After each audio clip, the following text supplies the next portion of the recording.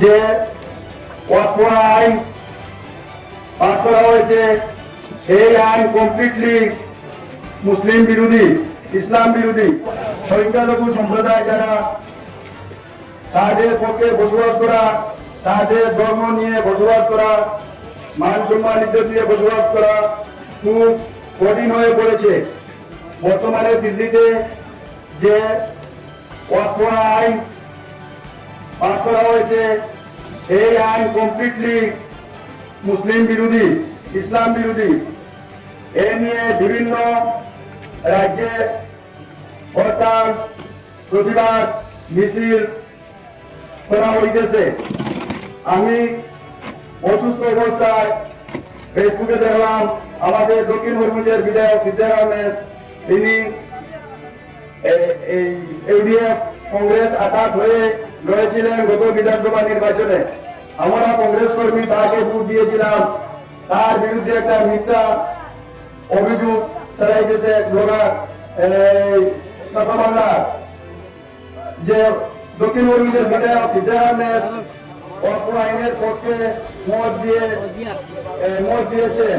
তিনি এইভাবে বলেন নাই, তিনি বলেছিলেন আমাদের জামাত ইসলামী জমিয়ত উলামা হিন্দের সভাপতি আশরাফ মদনী সাহেব ও মুসলিম পার্সনের লোগো যে 5,20,000 মানুষ নিয়ে কমিয়েছি দিল্লিতে অবস্থানরত ধর্মঘট করেছিলেন এই ওয়াকফ আইন পাস না করার জন্য।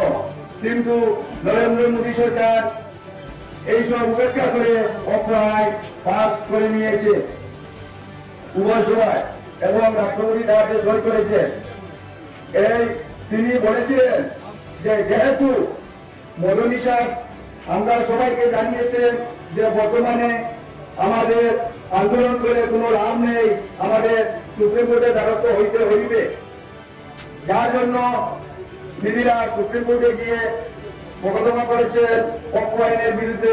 বিভিন্ন রাজ্য থেকে বিভিন্ন সংগঠন এই ওয়াকফ আইনের বিরুদ্ধে মোকদ্দমা করেছেন সুপ্রিম কোর্টে।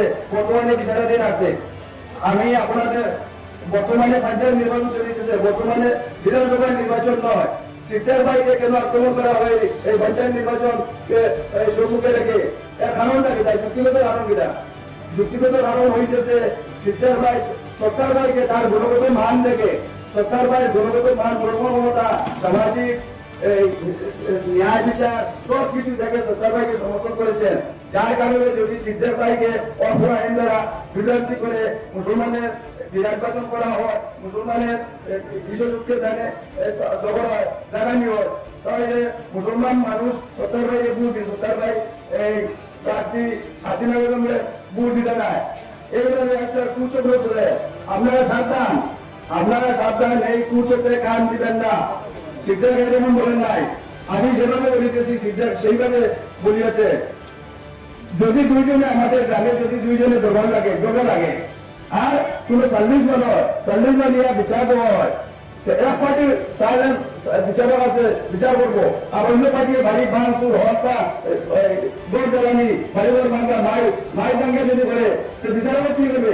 সুপ্রিম কোর্টের বিচারপতি কি বলছে যে আমার কাছে আমার সুপ্রিম কোর্টের বিচার দিয়ে আপনারা হিংসাত্মক আচরণ করবেন না, এটা আইন বিরোধী। কাকে বলেছে? মুসলমানদের বলেছে। আমরা যখন বিচার করতে গেছি সুপ্রিম কোর্টে, আমরা এখানে এখন বর্তমানে গন্ডগোলের কোনো নাই,